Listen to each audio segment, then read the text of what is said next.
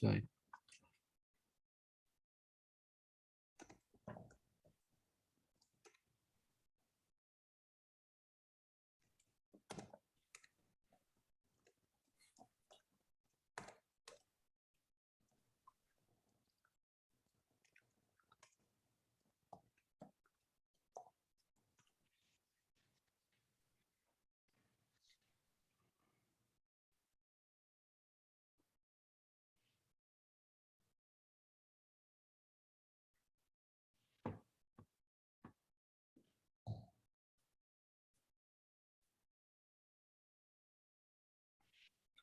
Muy bien.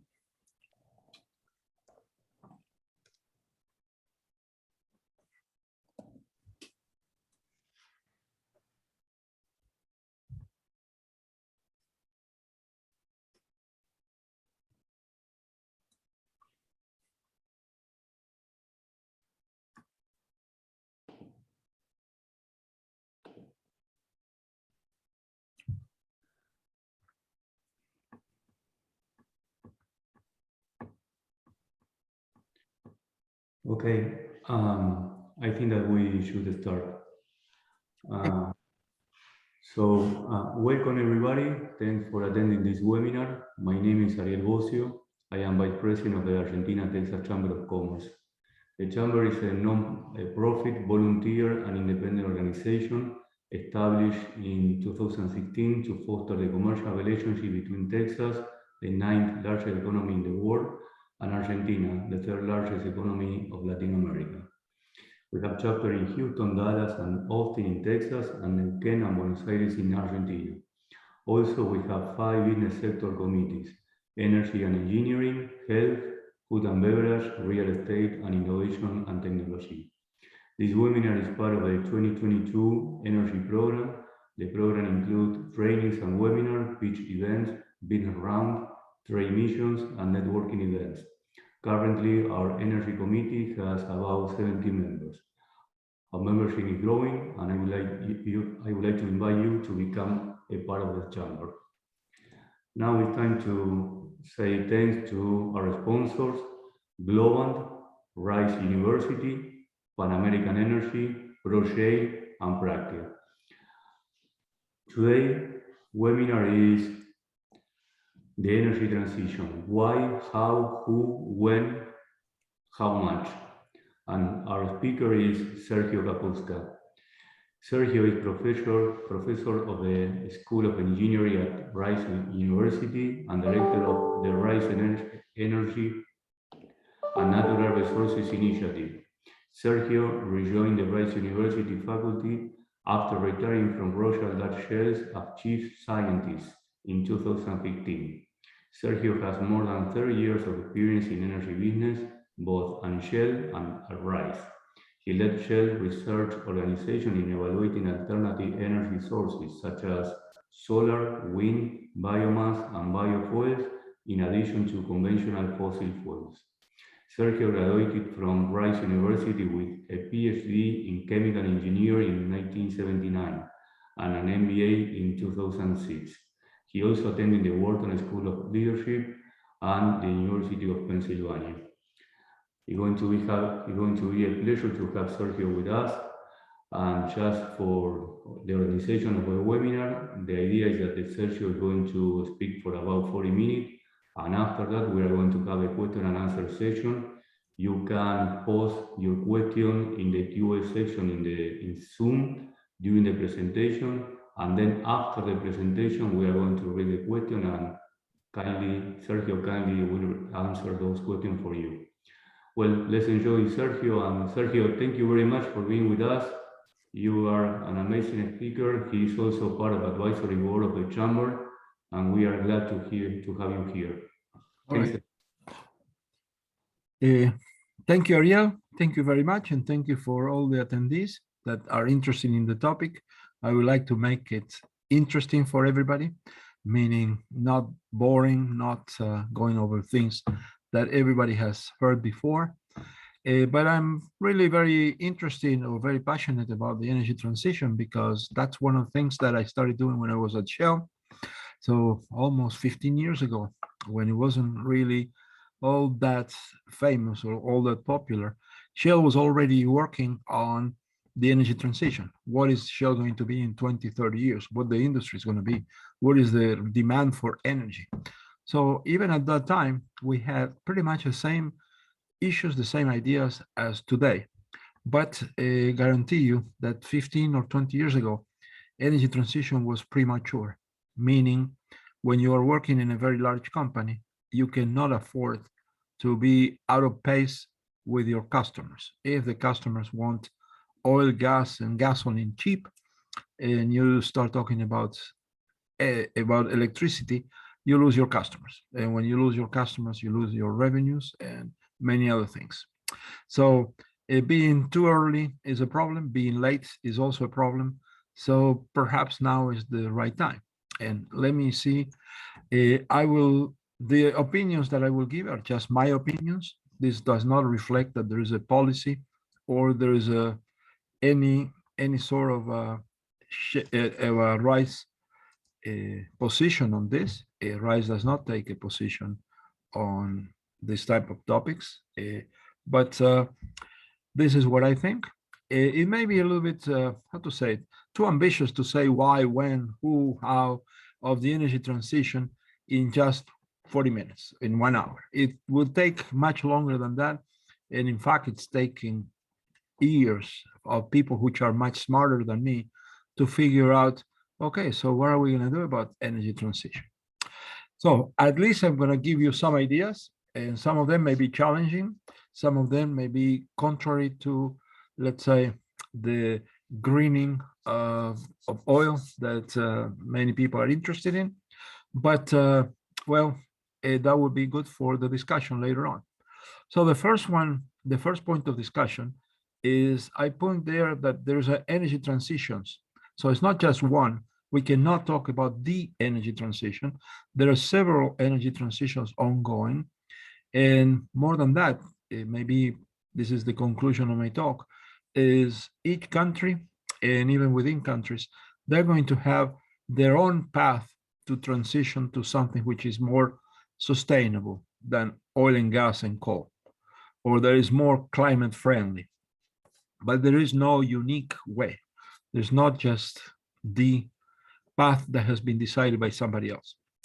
And it's very important for countries such as Argentina, which are endowed with a lot of natural resources in the form of hydrocarbons.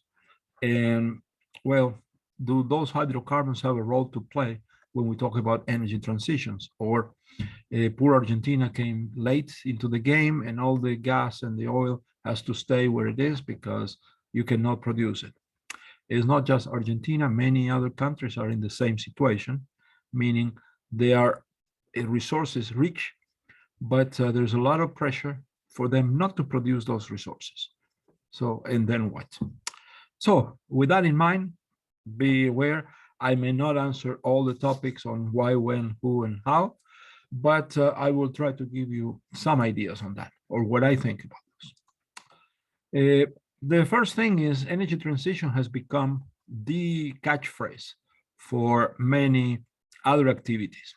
I just Google it and I just put energy transition. I got 600 million hits. And if I do it today, this was a couple of weeks ago. If I do it today, I'll probably get up to 1 billion hits. And it keeps growing because same as COVID, energy transition was the topic of the last 2 years, and it's becoming even more. 2021, of course, because there was the United Nations, the COP26 in Glasgow, And therefore, that focused the attention of everybody, and there was a peak of everybody talking about energy transition. And like I said, that's all good. The more that we talk, the better it is. Maybe we'll understand each other. But this gives you some idea of the large interest, the big interest that there is in this topic. So the why is relatively easy to answer. The why is the most scientists are convinced that the way that we use energy today, we burn hydrocarbons. The economy is based on hydrocarbons, and that is contributing to changes in the atmosphere and changes in the weather patterns that will have long-term effect for our society. And I have some pictures here: fires, hurricanes, drought, or flood. You can say each one by itself does not mean that there is a climate change. If there is only fires in one place, okay, well, that happens. Maybe serendipity, it's just by chance. But when things repeat itself or repeat themselves all over the world, there's fires in Australia, in China, in the US, in South America, everywhere. Now you start thinking, well, maybe there is something that the rain patterns have changed. And when there is a drought and a flood side by side in many parts of the world at the same time, you also start to think, well, maybe there is something to this climate change. I am a scientist. It's not that I believe in climate change. I believe in science. If the scientists, which are experts in this, can tell me, okay, yes, this is happening, I follow what they say. I'm not an expert in climate, and I approve what the scientists tell me about that. So to me, it's not a point of discussion that there is a climate change. Shell took that position of, okay, we should not discuss it anymore. Now it's the time for action. And that was almost 20 years ago when it was not very popular to take that position. But well, that I liked the company. And one reason was because it was always doing more than was necessary, even today. Okay, so why? Clear. Now, it's easy to say, and I get the impression sometimes that, hey, why don't we do energy transition tomorrow? Let's say next time, let's say tomorrow at the same time, we will all have transition from the ugly, polluted energies on the left of this picture into the bright future and the bright skies, blue skies, renewable energy and all that on the right. All we need to do is just deploy it. Simple. Well, it is not really that simple. There's an excellent article from Dan Yergin. He wrote a book on that, but he also wrote an article for The Atlantic. And what he says is that one reason that the energy transition is not that simple is because energy is everywhere. Energy is everything that in places where you don't think it's an issue. And he says, you know, many of the things, if you look around your table or your house now, you will see a lot of things which were made with energy and with petroleum. So you have all the plastic, you have your computer screen, you have the computer chips, you have the telephone, all those many things are based on cheap energy out of oil. And transition all of that, say, okay, let's say that we don't have that anymore. Where are you going to be sitting? Because your chair is probably made of plastic and the computer case is made of plastic. So not that simple to say, hey, all we need to do is deploy it by tomorrow. And there is other reasons why it cannot be done so easily. So why is easy, how and when it's more complicated. Now, it's not the first time that we have an energy transition. So it's not that this is unique. Hey, the society, the world has never seen something like this. So a couple examples, you have the wind power boats, ships have become obsolete. The illumination with gas, with coal gas also. The steam locomotives are no longer there. So all these were energy transitions from wind to coal to oil and now to something else. And if you look at the pictures below, I have a couple. On the right, the bottom right, that is New York City. and the traffic jam of carriages, horse-driven carriages. That was somewhere like 1904, and within 5, 6 years, all the horses were gone. There was only the automobile, and it saved a lot of contamination by the byproducts of all horse transportation. And I think the picture on the left, I put it for my Argentinian colleagues. I think it's a picture of Corrientes Angosta and what it looked like in 1930 or so. And not at all what it looks like. So there was another transition, big transition, from all the other means of transportation into what we have now. So it has been done before. It can be done, and there's some lock-in effects, meaning the energy system that we have today has very strong roots, and it cannot just be removed neatly and transferred and thrown away, and something else put in its place. So there are many things that are the lock-in effects, and one of them is the money, the infrastructure that is in place. So usually the energy transitions before was because a new technology replaced an old, stagnant, or expensive one. And most of these energy transitions that we had in the past were additives. So we did not replace one energy with another, but we added a new form of energy to what we were doing before. So for example, coal did not just replace wind. Coal was used in addition to wind, and oil was used in addition to coal. Now the new transition or the new transitions are different because what we want is to eliminate one system and put another one in place. Adding will be easy. Adding is always, it doesn't have all that many disruptions. But if you want to stop one and produce another one or generate another one, that is the main problem of the current ideas about energy transitions. I'm not sure if you can see the bottom of my slide because I have the Zoom menu that covers it. But there's something called the chicken and the egg problem. For example, if you want to have hydrogen cars, well, you don't have hydrogen and you don't have hydrogen cars. So which one do you put first? And the same thing with electricity or electric vehicles. Yes, you can have electric vehicles, but there isn't enough electricity to power all the electric vehicles. So you need to create the infrastructure first. And that's a little bit of the chicken and the egg. For electric cars, it's a little bit easier. For hydrogen, on the other hand, hydrogen transportation, it's a big issue. It's a major issue. Okay, so not the first energy transitions. We had them in the past. And this is the energy paradox that I want to emphasize. So what I teach at Rice is something related to this, which is some of the ethical and moral issues related to energy. And one of them is that the energy poverty paradox. And that is, energy does not by itself solve the problem of poverty in the world, by no means. But you cannot end poverty without energy. So it's a necessary element, is not a sufficient element. So you need other things as well. But the first thing is you need energy. If you don't have energy, you cannot solve the poverty problem in the world. And unfortunately, that's what some people are asking. We're asking some of the poor countries to cut their energy consumption. And that's the big paradox. And that is the big ethical issue that results from the energy transition.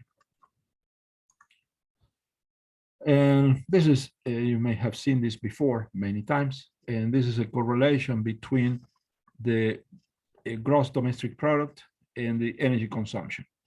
So the more energy a country consumes, the richer it is. And which one came first, I don't know. But my guess is that the energy came first.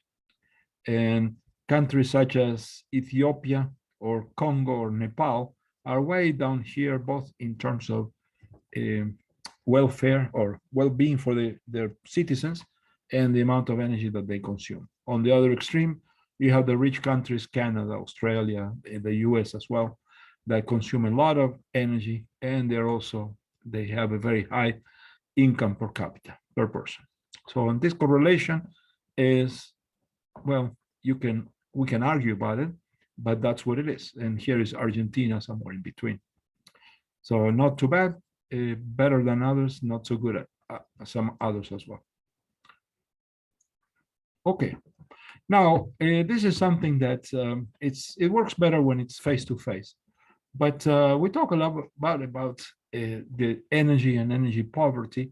So what does energy poverty actually mean?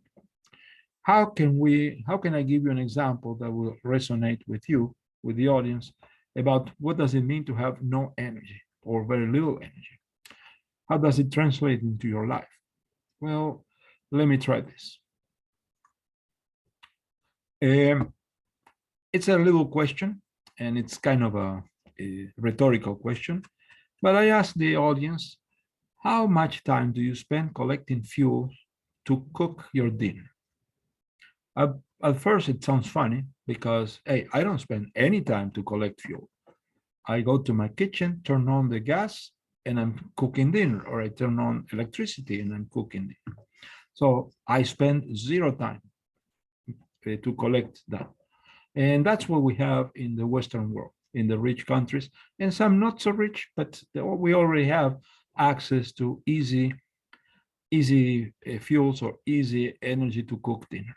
Now, this is the opposite. Here you have a lady, and it's usually women that do this. And what she's doing is she's carrying a wood, a very renewable resource. So that's good. It's a green fuel. And she's collecting this for about 8 hours, 10 hours a day, every day, maybe every other day. And it's women that do it because that's the job of the women in many African and Asian countries. And while she's doing this, she's not learning, she's not doing anything useful, she's not generating more value for her family, she's not teaching, she will be like this for her whole life. And her children will be in the same situation, and the children's children will be in the same situation. So as long as we assume, and this is, imagine, it's 2 billion people that live in a situation like this in the world, and half of those are women. So the women are the ones that suffer the most, the women and the children. And they suffer more than just because they have to work for collecting fuel, but also what that fuel does to them.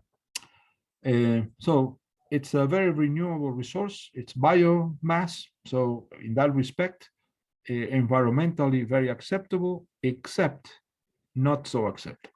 Let me see. Okay, another way of saying what energy poverty looks like. This is energy consumption, yearly consumption in kilowatt hour per year. People in Ethiopia, Tanzania, Ghana, and some other countries, most of them or many of them in Africa. And this is what my refrigerator in Houston consumes. So my refrigerator consumes 9 times more energy than the average person in Ethiopia. And well, that sounds really ugly, because the person in Ethiopia is going to be poor, not just energy poor, he's going to be poor, period. And my refrigerator just shows how rich we are in the West, or in Houston, or in the US. It's not that what we need to do is send refrigerators to Ethiopia or send them power generation. It's a lot more complicated than that. But just remember, when we say what we need to do is change the energy system and change the energy this and the other, what are you going to take this 52 kilowatt hour from the Ethiopians in order to save the world? I don't think so. If climate change rests on the backs of African nations, this is a very unfair situation. It's not doable. Let's say that is not going to happen. So one more picture, and the picture could be from Nepal or can be from Africa, but this is what happens when you cook with wood, like the lady that was transporting the wood on her back. It generates smoke, and the smoke is bred by mostly women and children that stay at home. and this is a very unhealthy environment. So they suffer for a lot of health effects in their lungs and others. And so this is common.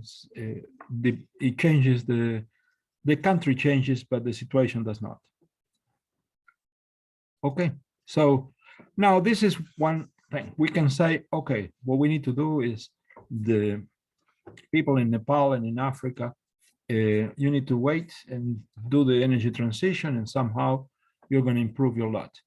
But at the same time, this is butane tanks, and butane tanks are remarkably easy to move to Nepal or to Africa today. All you have to do is put it in a container ship and just ship it there. This is in Nepal, and there's plenty of them.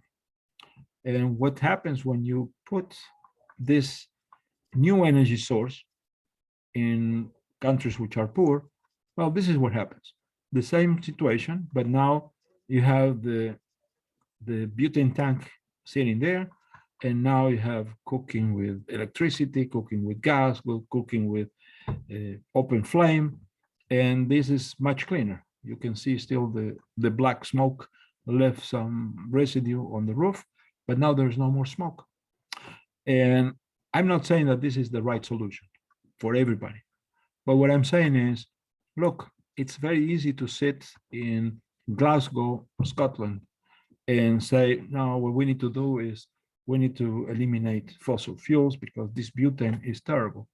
Well, it's easy in Glasgow. It's not so easy when you're in Nepal or when you are in South America and in many other places. So that's why more than one energy transition. In this case, the energy transition was from a dirty, lung-consuming fuel into clean burning butane. And it's not going to do much for the climate change, but really the emissions from Nepal are not going to affect the climate change in any ways, in any case. So, all right. Now, why we need to reduce energy poverty instead of increasing energy poverty? Because if you reduce energy poverty, you reduce hunger, you increase clean water, you increase shelter, better education, better medical services, all these many things. Birth rates tend to fall because now you don't need as many heads to carry fuel to your house. You can just buy or get one of these tanks, the butane tanks. And this is also important because the rights and empowerment of women also goes hand to hand with energy richness. Women's rights are affected when in energy poverty, and they increase, they become more better for women when there is more energy. And there's also questions of immigration and migration. People will just move from energy poor to energy rich, and they will follow the, I don't know, the BTUs or the kilowatt hours. Okay. But this is the other factor, is energy is what underpins healthy economies. And a healthy economy is the one that can invest in the environment. A poor economy cannot invest in the environment. They don't care about the environment. And it's a fact that I would say for half, I have the statistics, but it's not the point to show them. I would say that for half the people in the world, climate change is not a major issue. Their major issue is food, shelter, education, medicine, health, and all those other things. Then comes climate change. And we talk in the West and in Europe about that climate change is our main concern. But for other people, it's not. They have other more immediate issues. So it brings me to the point. What we want is sustainable energy. Okay, so the whole point of energy transition is to transition from an energy which will disappear, that is not sustainable because it contaminates the environment, it causes climate change, to something which is more sustainable. So the question is, okay, so what is sustainable energy? And it's easy to say that sustainable energy is renewable energy, but it's not. It's not just renewable. Renewable is one of the lenses that gives us a perspective into what good energy and bad energy will be, but it's not the only one. And so, my opinion, sustainable energy needs to be abundant, available, and affordable. Those are three characteristics. So, if there is not enough energy, and there is a lot but not what I need it, and I cannot pay for it, then it's not sustainable, because sustainable does not just mean for the next generation and for the next 50 years. It also means for tomorrow. It means for today. How are we going to put energy so that people can move out of poverty with something that doesn't exist? And I'll give you the examples in a little while. Environmentally acceptable, of course, it has to be that is not damaging to the environment. But in addition, you need a lot of it, and it needs to be available everywhere. And that's one reason that fossil fuels have taken the world, have been supporting the world economy, because that's what they are. Now, solar energy is abundant, at least the solar radiation is abundant. The wind is also abundant, but you cannot use wind. You need to convert the wind into something else. So the conversion of this abundant resource, solar or wind, into abundant energy is one step that we are working on, but is not there yet. And it also has to be affordable, but now some of the renewable energies are affordable. They're not that expensive anymore, at least not in the West. So it's not just renewable. Don't I I don't think that just saying that what we need is renewable energies and that's enough. Well, you need enough of the abundant of the renewable energy to serve half of the world population.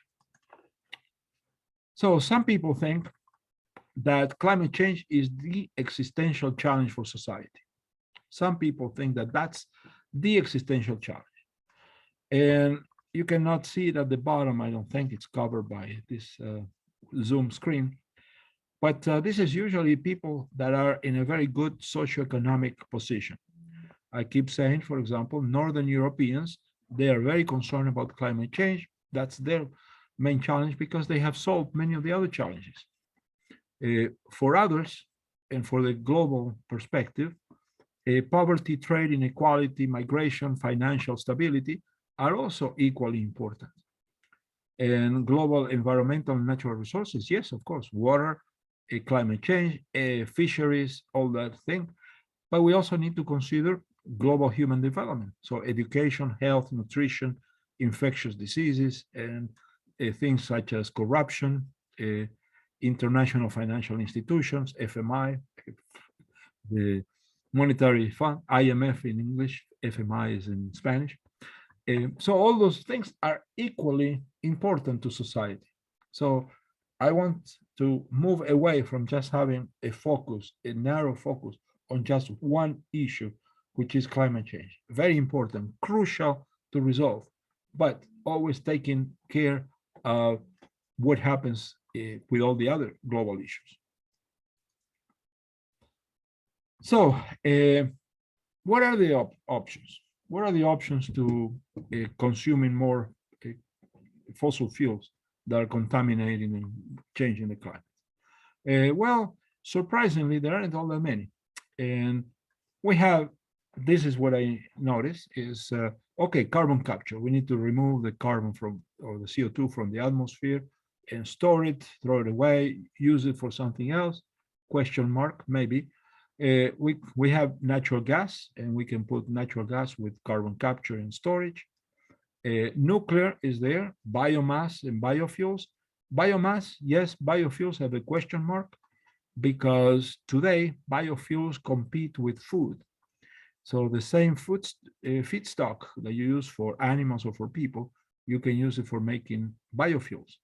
Not a good solution, meaning the choices between supermarket or driving your car, that is a dilemma that you want to face. Maybe in the future, with new technology, biofuels could become more important. Right now, we have bioethanol, which is made mostly from corn, not a good solution. Brazil and others are doing better with sugarcane in using the plants, not the fruit of the plant, not the the body of the plant. Geothermal is underutilized by far. A hydroelectric, on the other hand, is reaching its limit. There isn't all that much, all that many rivers that haven't been dammed. But geothermal is plentiful. You have geothermal right under your feet today, right now. If you drill a few thousand meters downhole, you will find temperatures that will power many of the things that you have in your home. Wind and photovoltaic, good, expanding very rapidly, prices low, dropping. One of the problems that they have is storage. We cannot store it, and these are not continuous sources of energy. So the storage problem has to be resolved, and it hasn't been resolved. And well, we made some progress, but not a lot of progress.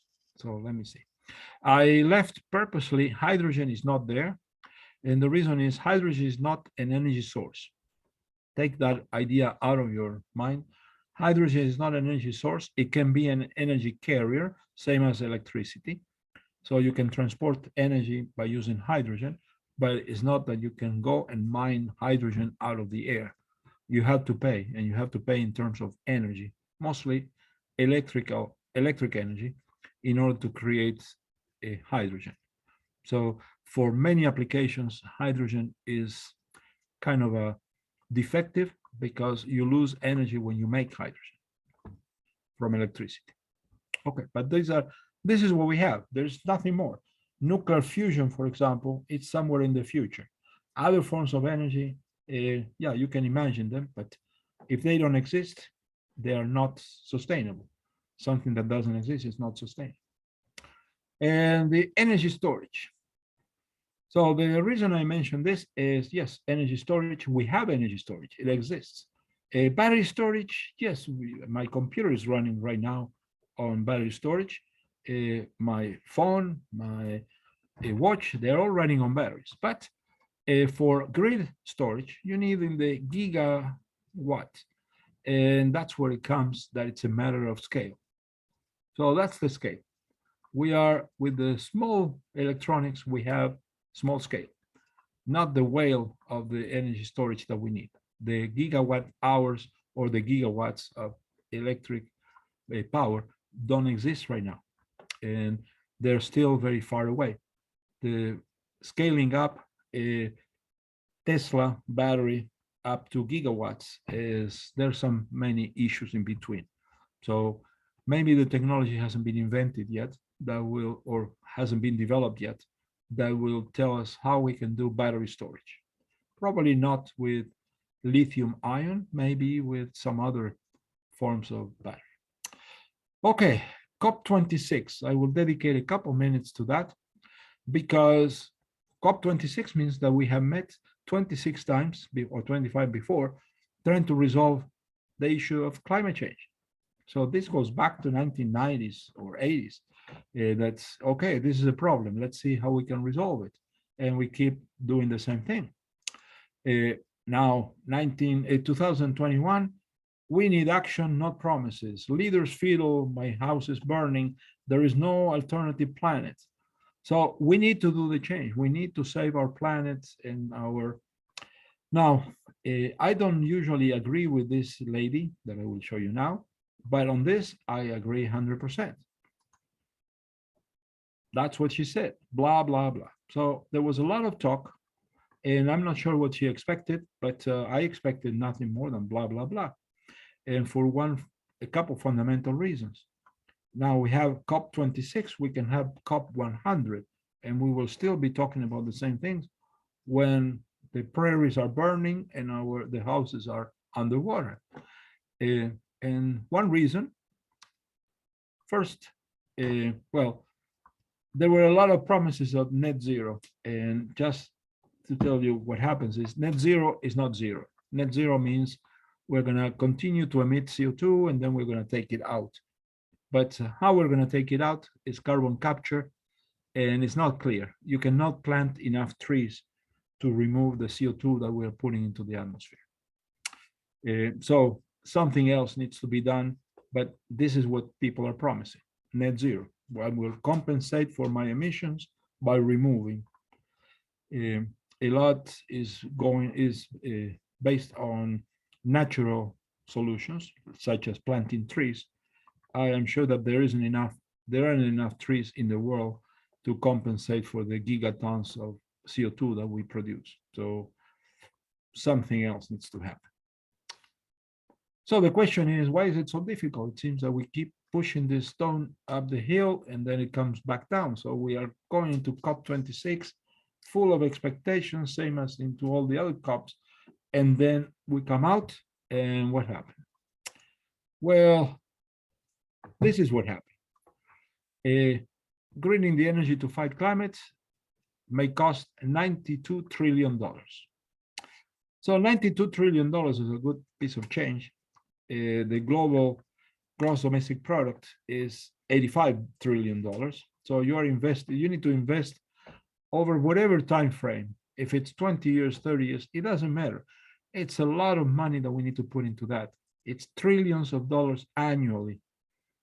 And this is like $6 trillion annually until 2050. That is 7% of the total economy has to be put into that. We are not doing it nearly that much. And well, that is one of the questions: who's going to pay for all this? Who's going to pay this $92 trillion? Ethiopia and African countries certainly are not going to pay. And well, the US and others are reluctant to pay. So that is where we are. Now, the question is, who should pay? Well, the US, this is energy consumption. The US by far is the one that consumes the most per capita. And China and the rest of the world, China is climbing, but still the rest of the world is way down here. So you will say, hey, rich countries, you are the ones that produce the CO2, now you have to pay. Well, yeah, really, well, come and make me pay because I don't see this happening. Plus, how does this happen? I give you a check for $1 trillion and then something will happen. Not clear. There is no good way today to finance all these changes. And even if the money is available, probably corruption will take care of that, will eliminate the money, will disappear. So not so quick. Who's going to pay and why is they going to pay? What is fair and what is not fair? And it's even fair, the right question. This is not a moral issue. Oh man, I produce so much CO2 that now I need to pay for the damage. Well, yeah, that doesn't work. And so I want to give you just the final comment of why is it so difficult and what can we do or what can we cannot do. This is the page from the New York Times on Thursday before the COP26 in Glasgow finished. So this was Thursday, November something. And it says 40 countries pledged to end the use of coal power. Hey, fantastic. We solved the coal power. It's a huge deal because coal is the one that produces the most CO2. So it's a huge issue. And some are also promised to halt investing in oil and gas as well. So, hey, fantastic. Here, we solved the problem. And then reality happened that 2 days later, all that deal fell off. So no deal on coal, no deal on anything. And you wonder why. Well, here are the countries exporting the most coal in 2019. And I focus on Indonesia, which is the largest exporter of coal. And mostly they export coal. This is 450 million tons. And it comes to about $20-30 billion that Indonesia exports in coal. They export a similar amount in oil, but let's focus on coal. And who are the top destinations? China, India, South Korea, and the others. At the COP26 conference, it was India that kicked the table and said, no, we are not going to cut our consumption of coal, not for the next 50 years. All right, there you go. That's a deal. And you wonder, okay, well, Indonesia will stop selling you. And the problem is the Indonesian minister that was at the conference said, Look, my country gets about $60 billion out of coal, $60 billion a year. If anybody is willing to make up those $60 billion, then we will not export any more coal. They will be perfect. So who's paying for this $60 billion just for one country? Nobody came up. Okay, so that threw the whole agreement off, and it will do it again in next year with COP27 and then COP28, unless this is resolved, is not going to happen. And this is another part, which is Africa's reality on the left, European idealism on the right.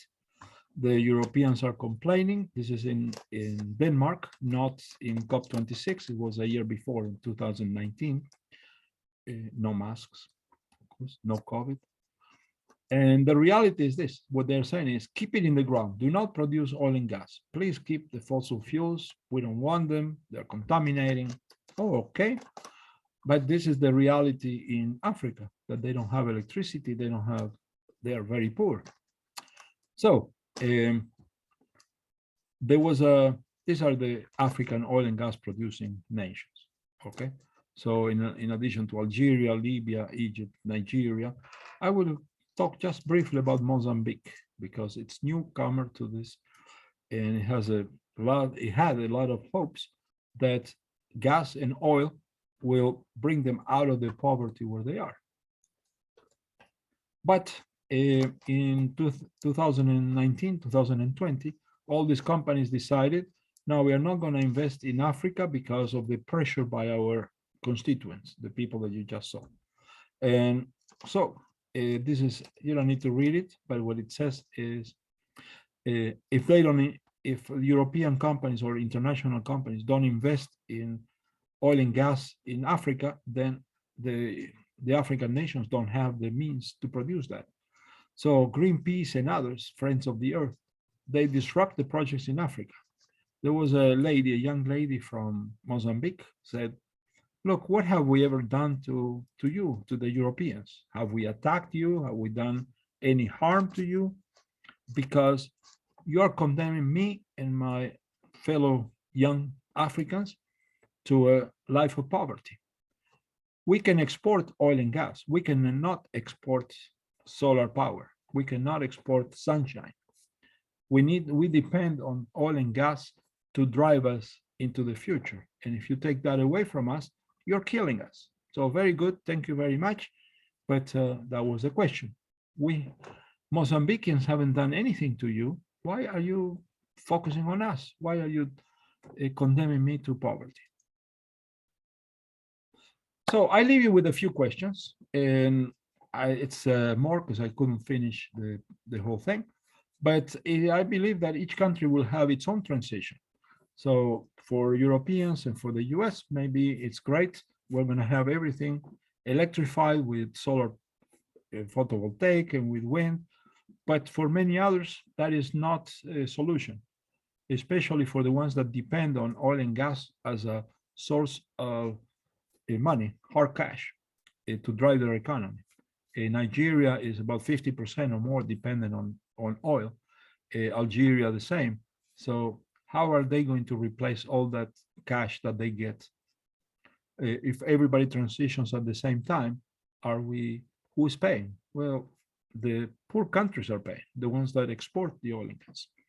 Not Norway, not Sweden, not probably the US.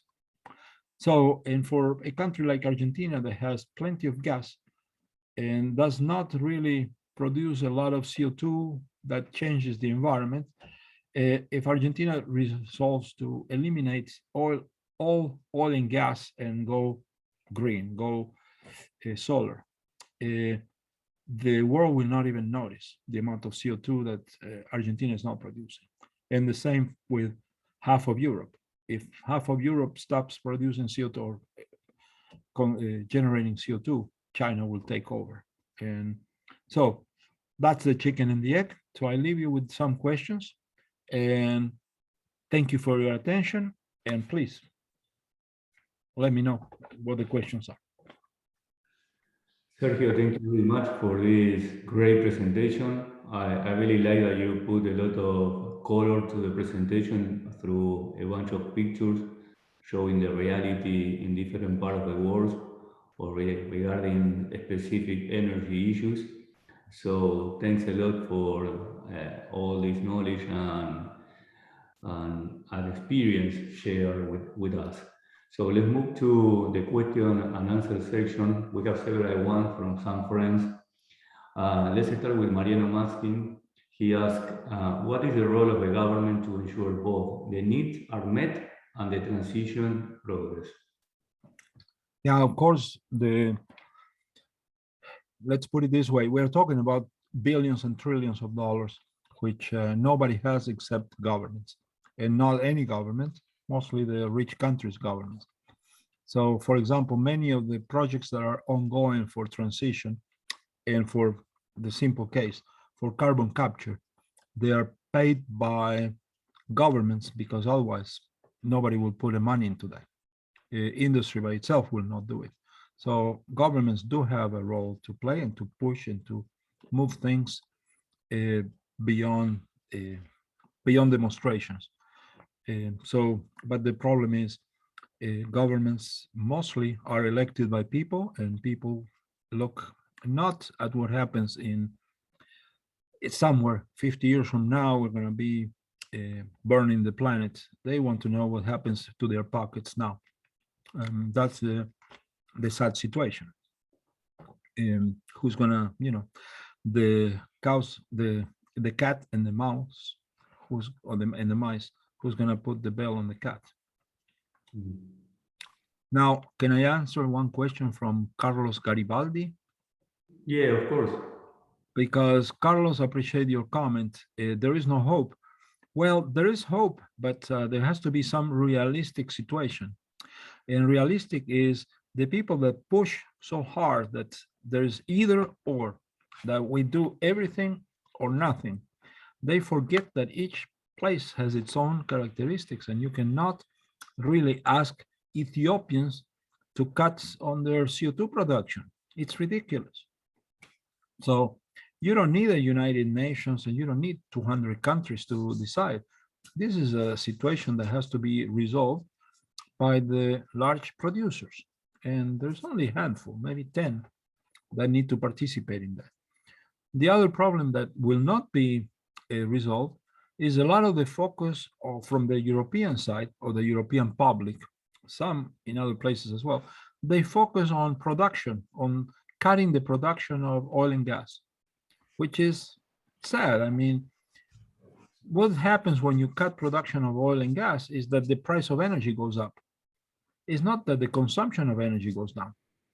The prices will go up, and they will go up more in the places that can less afford it. To me, if I pay $2 per gallon of gasoline, or I pay $4, all right, it's a bother, but I can pay it. Same with most people in the rich countries.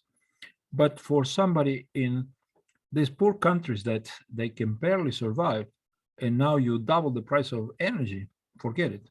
So it's not a question of cutting production, it's a question of cutting demand. And so far, there have been very few proposals from all these European crowds that gather in Glasgow as to, okay, so how are you going to cut consumption? Exactly. We have another question from Mario Ortega. Yep. Great talk, thank you. This question is about long-term storage beyond batteries. Producing hydrogen from wind power is likely an available option. Do you think that hydrogen can be a solution for long-term storage? Well, at this point, hydrogen has as much chance as anything else because nothing really exists for long term. And like you said, we have storage for maybe a couple hours, but we don't have storage for an evening, for one day, or for 1 week. And we saw what happened in Houston last winter, and may happen again this week, that we lost power. I lost power in my house for 3 days. So how do you do that? Yeah, hydrogen is being thought about as a storage means. You have to realize that hydrogen, the production of hydrogen, loses a lot of energy in between, from electric power to hydrogen, you lose about 30–40% of the energy. Maybe that can improve, and it is one of the things that is being considered, either hydrogen or hydrogen containing molecules like ammonia or even methanol, making methanol out of CO2 and hydrogen. This is something that our neighbors in Chile are very interested in. They're pursuing that, making methanol out of CO2 captured from the air and hydrogen generated from solar power or for wind power or solar power. Sergio, we have a question from Pablo Rueda. It's about the production of the CO2 emissions, human emissions, and he put some kind of color to the question. The history of the world has had cool periods and warm periods. Generally, warm periods were better for life than cool ones. I understand that we are now in a transition to a cooler period in the long term. How CO2 human emissions impact these natural changes? Well, I don't know where Pablo, I'm not an expert in climate, but I haven't heard anything about a cooling period, that we are going into a cooling period. It seems from everything that I've seen and every scientist that I talk to, that no, we are getting warmer and warmer. So, and that is being affected by human CO2 emissions. So, not the information that we are going into a cooler period. I haven't seen it, and maybe because I don't follow the details of climate itself, only on the energy side. Now a question from Fernando Irazu. Just hybrid cars are a good compromise between inefficient gas power engines and purely electric cars. What are your thoughts about greener but still carbon releasing technologies such as waste to energy plants, which also tackle other environmental problems such as plastic waste? Yeah, as a matter of fact, that is Fernando, I appreciate the comment, because that was essentially what I was driving, is that the saying what we need to do is cut all CO2 emissions, everything, today, tomorrow, in a week. That's not the answer. I think that what you said, which is a transition period with some hybrid technologies that can produce some CO2, but a lot less than we are producing now, such as waste to energy, and that is the right way to go, because in many places, you know, if I was in an ideal place, and we will all go electric tomorrow with wind power and solar power, but we are in a real world, and that's what you propose is probably the right way to go. Now let's go with two questions, one from Carlos Garibaldi and another one from Laura Boger, that I think that they are addressing the same concern. In the case of Carlos, he's saying that the recent announcement of the offshore exploration in Argentina received a strong pushback from environmental NGOs and celebrities. How are we failing as energy industry to communicate with the public and convey our rational argument? And in the case of Laura, is a kind of similar, but regarding Vaca Muerta. What about Vaca Muerta type of energy production? Because ambientalists claim that it will damage the ecosystem badly. I appreciate the two comments, very timely. I have to tell you something. I believe in science. I don't believe in just perceptions and other things. So going back to Argentina and both Vaca Muerta and the offshore exploration in Mar del Plata. Look, offshore production in Argentina has been going on for a long time. There's offshore production in the US and in Europe and many other places. What environment are we trying to protect, and from what? I'm not saying it's the same case, but I recall a few years ago, there was a lot of complaints about the pulp, the paper making factories in Uruguay. So the complaint was even before they started to pollute anything. Oh, they're going to pollute something that we need to stop them before they start. Forgetting that Argentina also had many plants that produce the same thing with a lot less constraints and a lot less uh, precautions. There are many reasons to be concerned about the environment, but you can always stop everything, all development, everything on the basis of something that hasn't happened. Uh, I was in Chubut a month ago, maybe a month and a half, and there was a lot of complaints about mining in Chubut, in the middle of Chubut. And well, the people, demonstrators, they burned the government house in Rawson, I think, or yeah, I think it was in Rawson, in the capital. I wasn't in the capital, but they were complaining about that the mining companies are going to contaminate something in the middle of Chubut. Well, I think that it deserves a good study, but I thought that the study had been done and there was no proof that they were going to contaminate. So, but rather than that, complain, demonstrations, burning the house, and the project stopped. So I don't believe in that. I believe in the science. So show me that it's going to contaminate or it has contaminated and what can be done. I worked in oil and gas for a long time with a company that was pretty decent in the way that we were doing it. And you can produce oil and gas in very environmentally safe way so that there are no spills and uh, not contamination. And the same thing about vaca muerta. Um, look, uh, fracking is being done. There are many ways in which it can be done environmentally friendly, and it's a big resource. There's a lot of money in oil and gas in Vaca Muerta, but it will only mean oil and money and welfare or goods for the country if it's produced. As long as the gas is in the ground, same as the minerals in Chubut, as long as they are in the ground, they make nothing. They are waste, nothing else.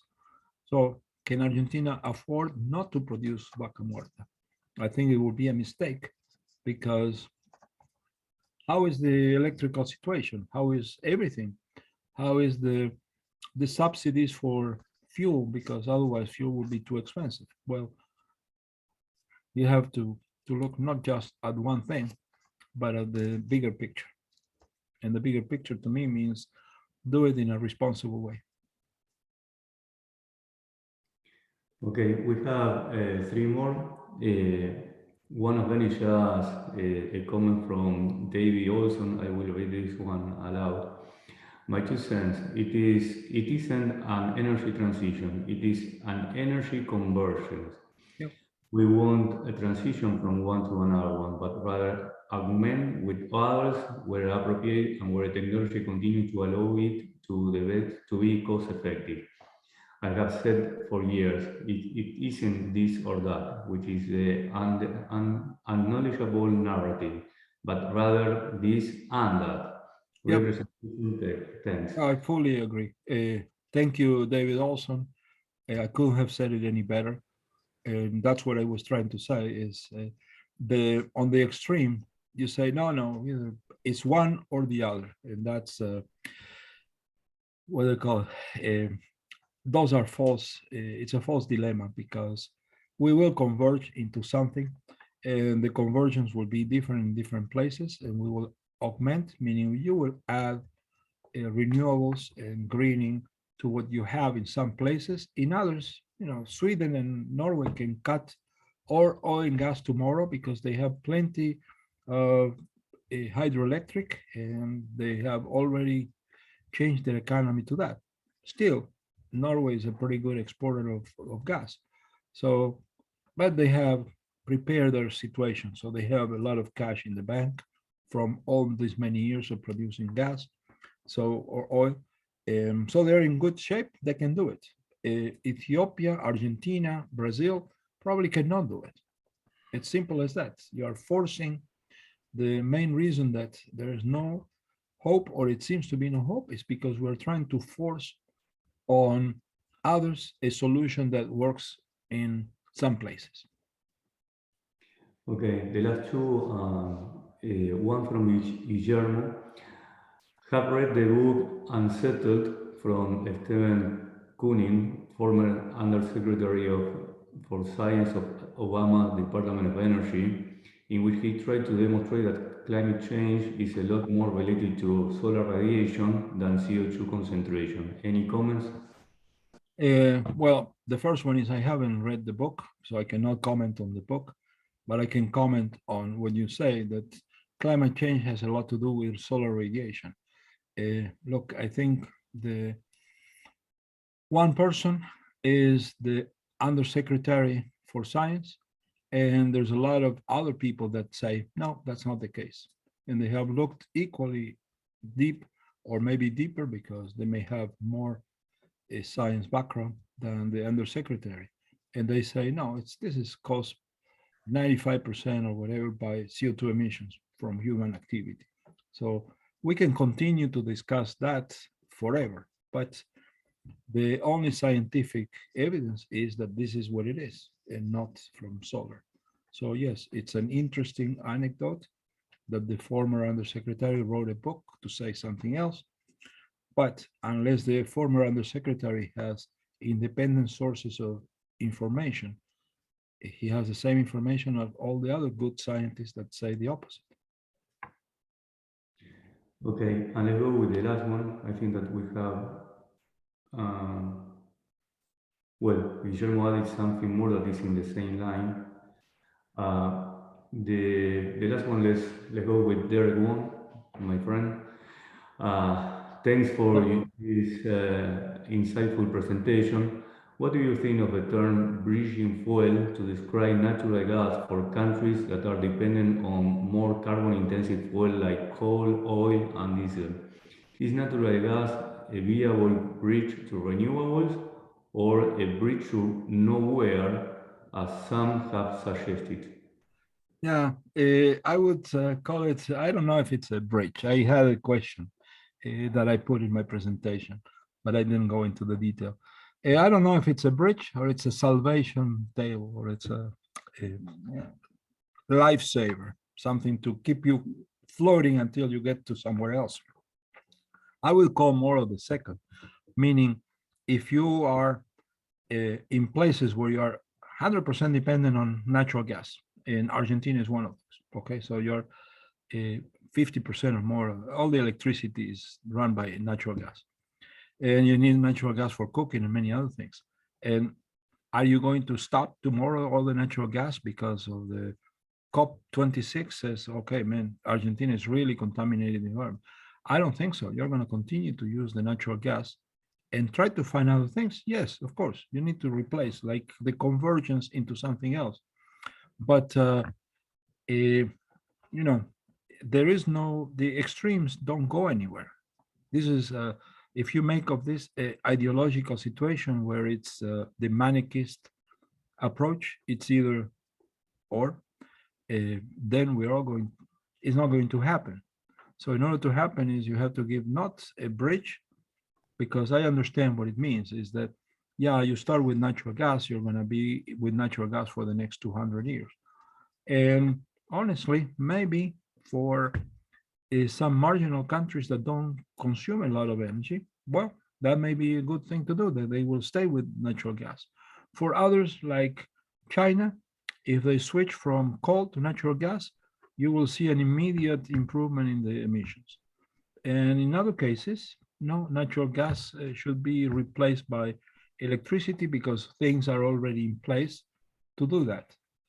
Do it carefully is the only thing. So it's not, I'm saying it's not a bridge to nowhere. It is not a bridge by itself. It's a salvation. So it's a short-term deal.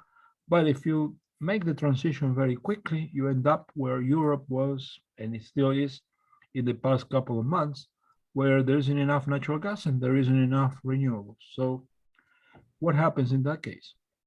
Now, Europe can probably afford the high prices.